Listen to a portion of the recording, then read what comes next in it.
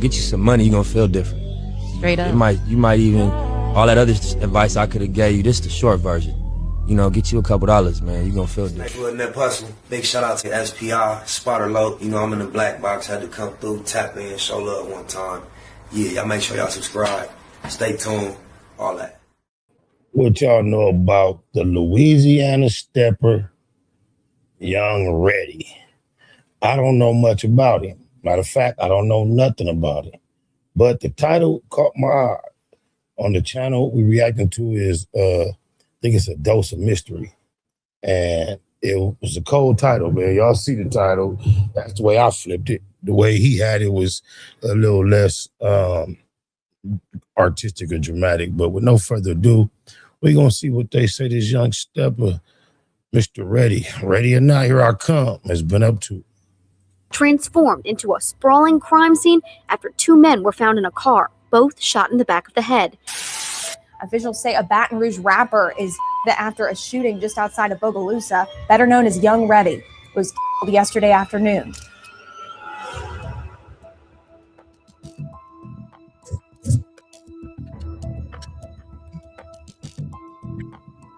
On June 23, 2015, Baton Rouge rapper Young Reddy, born Shannon Hudson, left home without knowing that by the end of the day, his Imagine 2015 being 11 years ago.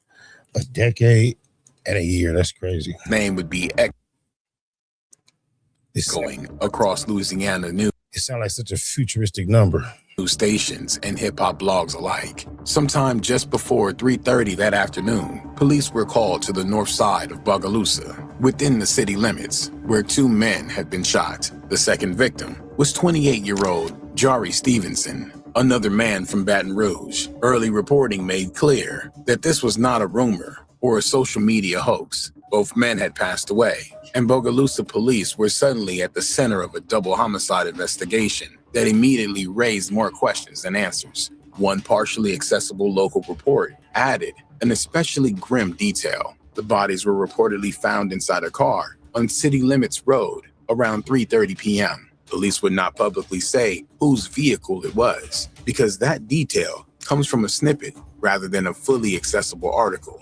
It should be treated carefully, but if accurate, it means the crime scene was even more haunting than the first headline suggested. Two Baton Rouge men gunned down together, sitting in a car on a quiet road in Bogalusa. As investigators began piecing the scene together, the Washington Parish Coroner's Office released only a limited medical picture. According to reporting that cited the coroner, one victim died from a single gunshot wound, while the other had suffered multiple gunshot wounds. What was not made public was which man suffered which injuries, or what exactly happened in the final seconds before the shooting stopped. That silence left the public with only fragments, two bodies, a car, a broad daylight hit, and no official explanation.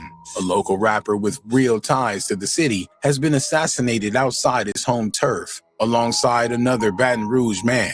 And the case was already drifting into the kind of silence that so many street casualties disappear into. And I saw the news, man. I was out of town, like just sad news, man. You know what I'm saying? You know, another young artist from Louisiana to die so tragically. You know what I mean? When word spread that Young Reddy had been hit, the reaction moved fast. In Baton Rouge, he was not an anonymous local artist. Baton Rouge, ain't there where Boosie from? NBA Youngboy? Whose passing would stay buried in a police blotter. He was known as a rapper and the head of Bow Entertainment. And within hours, his murder had jumped from local Louisiana news into national entertainment coverage. Young Reddy's music was described as the voice of the streets of Louisiana. This was somebody from their city, somebody with a label, a name, and a circle around him. Now gone in a double homicide with no clear answers. And in cases like that, the silence from investigators can make the grief hit even harder. Some of the people who knew Young Reddy best remembered him as a kind man, not just a rapper with a street reputation. One small example of that comes from WAFB's later reporting, which noted that he had appeared in a 2010 interview while handing out Christmas presents. It is only a brief detail in the public record, but it suggests that the people close to him did not see him only through the lens of music. They also remembered someone who showed generosity and tried to give back in visible ways. All that was left for the people closest to him was the ritual that comes after sudden violence, making arrangements, setting a date, and preparing to bury a man whose passing still did not make sense. Visitation was scheduled for Thursday, July 2nd, 2015 at 8 a.m. The religious service was set for 10 a.m. at Star Hill Baptist Church in Baton Rouge. After that, he would be laid to rest at Southern Memorial Cemetery. There was also a separate memorial service listing for July 8, 2015, the same date his obituary identified as his birthday. By the time Young Reddy was laid to rest, the city had already begun doing what cities like Baton Rouge so often have to do after violence: mourn publicly, speculate privately, and wait to see whether the case would ever bring real answers. Police say they have followed every lead they've been given, with no luck, including the best tip from a neighbor who saw a man run from the victim's rental car into a green sedan shortly after hearing gunshots. Our investigators have checked all video surveillance in the area, which resulted in no leads. Also, there's been a lot of cell phone tower pings on suspects' names that have been listed, and none of that has developed any further leads. Police say the investigation has even expanded beyond this neighborhood and the city of Bogalusa into Baton Rouge. Young Reddy was a Baton Rouge rapper, entrepreneur, and neighborhood figure trying to build something of his own. Young Reddy was trying to create a platform, not just a persona. In Baton Rouge, that kind of role carries weight. A rapper with his own label is not only responsible for his own music, but often for a whole circle of people depending on him to open doors, fund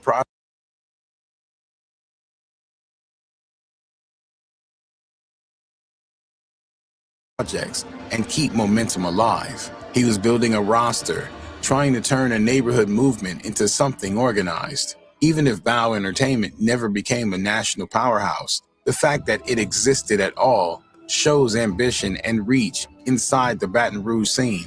The music itself shows that he had been active for years before his demise. He was part of a scene where independent artists built their name through local buzz, neighborhood loyalty, DVDs, mixtapes, features, and hand-to-hand reputation, rather than a major label infrastructure. For an artist like Young Reddy, visibility was earned through consistency and presence. You had to stay active, keep your name ringing, and make sure your city knew you were still outside. This is the part of Young Reddy's story where the facts begin to thin out and the rumors start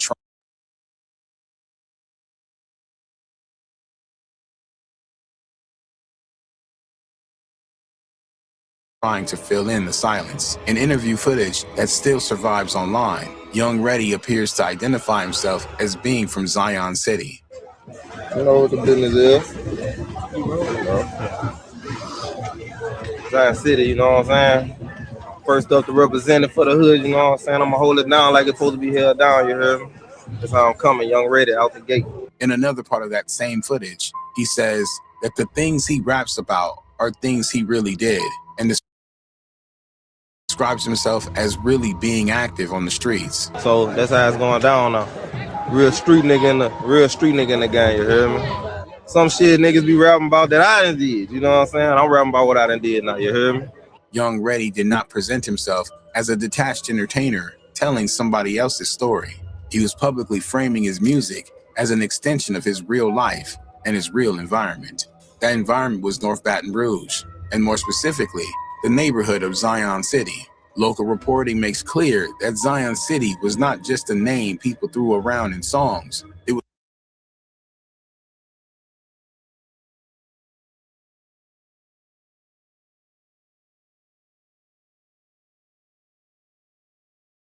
was a real Baton Rouge area that appeared again and again in stories about shootings, violence, and later gang investigations, especially around Cadillac Street.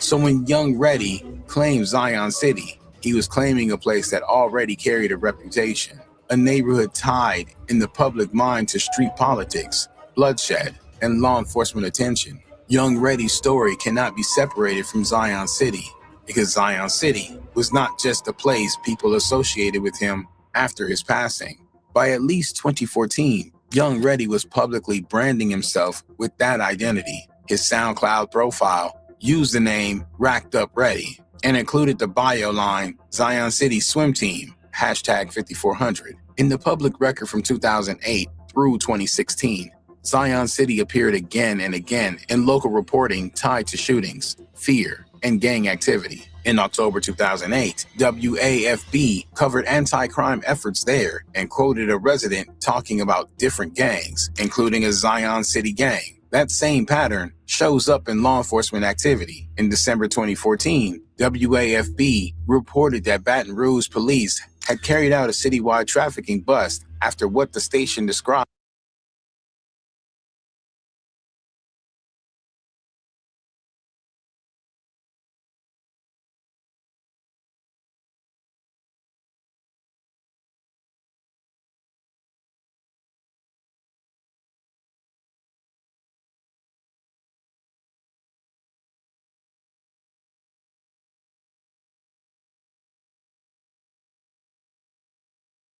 as a month-long investigation into trafficking illegal substances in the Zion City area. The seizures were extensive: illegal substances, cash, and dozens of firearms. Later, reporting tied Zion City to the 5400 boys, and that name had become central to the way people talk about Baton Rouge gang politics now. People paid attention to Young Ready's own hashtag 5400 self-branding and the broader fact that Zion City was already being described publicly as gang-affected territory. That is where the street history version of Baton Rouge starts to overlap with the public record. In neighborhood retellings, Zion City and their Bankstown rival are often described as two of the most dangerous sections of North Baton Rouge, divided by geography, history,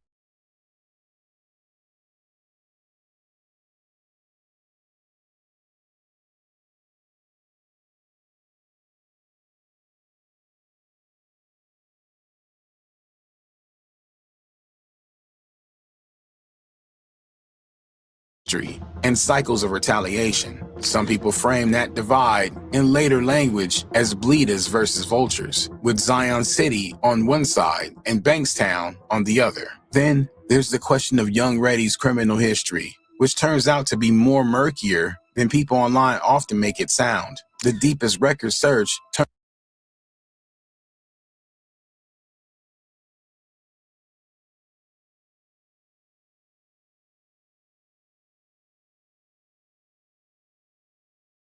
turned up a Louisiana First Circuit Court appeal opinion in the case of State versus Frederick Grisby, which references a person named Shannon Hudson in the facts of a 2004 shooting investigation. Years before Young Ready was killed in Bogalusa, the name Shannon Hudson appeared in the record of another Baton Rouge shooting investigation, one tied to a chaotic night on March 5th, 2004. According to a Louisiana First Circuit Court of Appeal opinion, in State versus Frederick Grisby, Baton Rouge police were dispatched around 11 p.m. to a homicide scene at 9292 South Choctaw Drive, where they found Antonio Donahue inside a blue Oldsmobile Delta 88.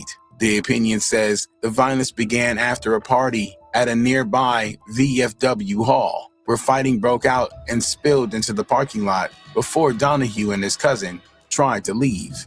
As Donahue drove along West Darrow Drive, the opinion says a dark-colored Jeep Cherokee pulled alongside his car, and gunfire erupted from the Jeep's rear passenger window. After Donahue was hit, East grabbed the wheel and steered the car back towards the VFW hall, where it struck a pole. In the immediate aftermath, East told police he identified Shannon Hudson in the photo lineup as the person firing from the Jeep's rear passenger window. The court opinion also says East told police he already knew Hudson because the two had been incarcerated together before and had a bad relationship. A witness named said he had been at the VFW hall with Hudson and a few others and described tensions with what they call a rival group. Thompson testified that after the police broke up the party, he followed Capone's Jeep and then heard shots fired from it as it passed a slow-moving vehicle on West Darrow Drive. The opinion says Thomas testified he saw Grisby with the pistol firing at the other vehicle, while Chris Singleton testified that Grisby used his Damn, y'all didn't pause this to talk to y'all a gang of times. My mic was muted. You do not have to get in the comments and tell me. I see now. You dig it, eyes? You still getting the commentary, but we really learning about what Reddy went through. My bad. God damn. KS assault rifle, and that the conflict at the VFW had expanded to include another faction referred to as the Sherwood Force Group, despite being named during the investigation as a do nearest party at the VFW all around the country, because that's a hole in the wall that gangbangers utilize in LA to function at if they get action. I don't know about if they still do, at least they used to. shooter. There are no In Alabama, I remember. filings that show he was ever charged, but some believe the streets might have continued to violence years later. When a rapper is murdered and the police have no immediate suspects, the rumors start almost instantly. Young Reddy and Jari Stevenson were both from Baton Rouge, yet they ended up getting hit in Bogalusa, and the public never got a full explanation of why they were there, who they were meeting, or what happened in the minutes before the shooting. That kind of missing context gives rumor culture room to grow. People start asking whether they were lured there, whether someone they trusted dropped the location, whether the attacks were planned before they ever arrived. This shooting had all the ingredients that make rumors thrive: a street rapper, an unsolved double homicide, a city with real neighborhood politics, an unfamiliar location, and almost no official explanation. People filled the silence with theories about beefs, betrayal, and retaliation. But from the public record that survives, those remain theories. Rest in peace, Young Reddy. Oh, my mama. You can add him to the long list of popular, famous, popping artists that I had no clue existed until they lost their life. He was ready, and like Biggie said, maybe he was ready to die. Rest in peace to Cuz. Get you some money, you're gonna feel different. Straight up. You might even, all that other advice I could have gave you, this is the short version. You know, get you a couple dollars, man, you're gonna feel different. Like Net Hustle. Big shout out to SPI, Spotter Low. You know, I'm in the black box, had to come through, tap in, show love one time. Yeah, y'all make sure y'all subscribe. Stay tuned, all that.